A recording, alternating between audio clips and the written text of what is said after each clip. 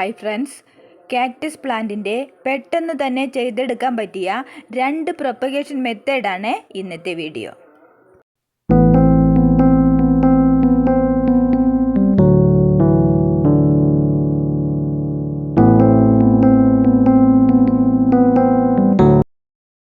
Cactus ഒരുപാട് varieties ഉണ്ടെങ്കിലും ഞാൻ ഈ കാണിച്ചിരിക്കുന്ന കാക്ടസ് പ്ലാന്റ് ഒരു പീസ് കിട്ടിയാൽ തന്നെ പെട്ടെന്ന് തന്നെ എല്ലാവർക്കും നിരവധി പ്ലാന്റ്സ് ആക്കിയെടുക്കാവുന്നതാണ്. എല്ലാവരുടെയും ഒരു പരാതിയാണ് കാക്ടസ് പ്ലാന്റ്സ് പെട്ടെന്ന് തന്നെ നാശമായി പോകുന്നു എന്നത്. ഇതിന് പ്രധാന കാരണം നമ്മൾ ഈ പ്ലാന്റിനെ വെള്ളം ഒഴിക്കുമ്പോൾ പ്രത്യേകം ശ്രദ്ധിക്കേണ്ടതാണ്. കാക്ടസ് പ്ലാന്റിനെ ആഴ്ചയിൽ ഒരിക്കൽ മാത്രമേ വെള്ളം ഒഴിച്ചു കൊടുക്കേണ്ട ആവശ്യമുള്ളൂ.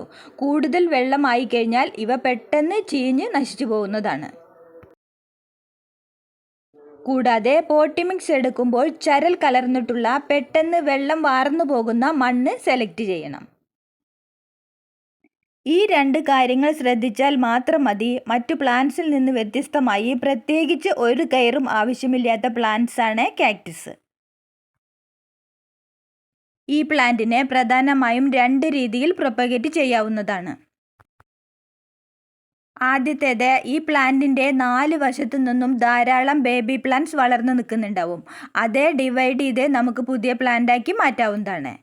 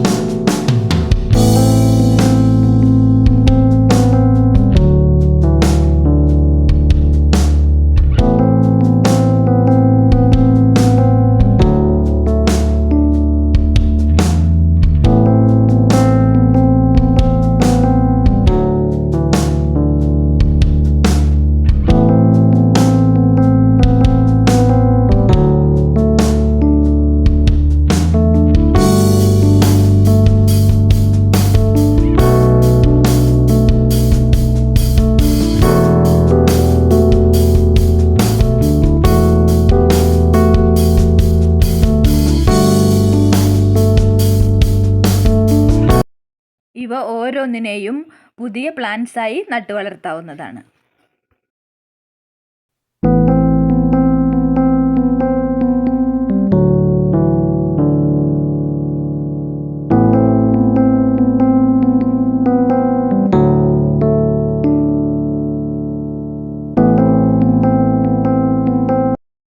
ഇതുപോലെ കുറച്ച് വെള്ളം മാത്രം ഒഴിച്ചു കൊടുക്കുക, അല്ലെങ്കിൽ വെള്ളം സ്പ്രേ ചെയ്താലും മതി.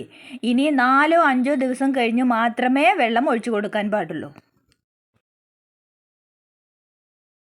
രണ്ടാമത്തെ മെത്തേഡാണ് സ്റ്റെം കട്ടിംഗ്. ഇതിൽ പ്രത്യേകം ശ്രദ്ധിക്കേണ്ടത് പ്ലാന്റ്സ് നട്ട് കഴിഞ്ഞ് വെള്ളം സ്പ്രേ ചെയ്തു കൊടുക്കാൻ മാത്രമേ പാടുള്ളൂ.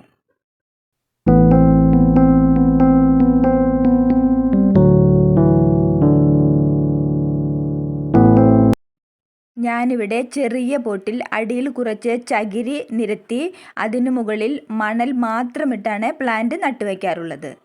1 മാസത്തിനുള്ളിൽ തന്നെ എല്ലാത്തിലും നന്നായി റൂട്ട് വന്നിട്ടുണ്ടാകും.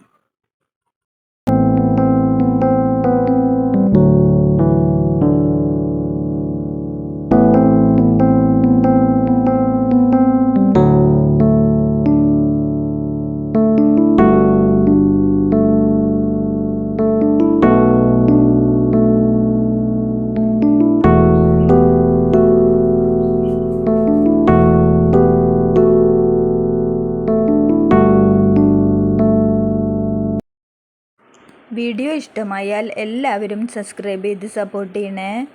Thank you.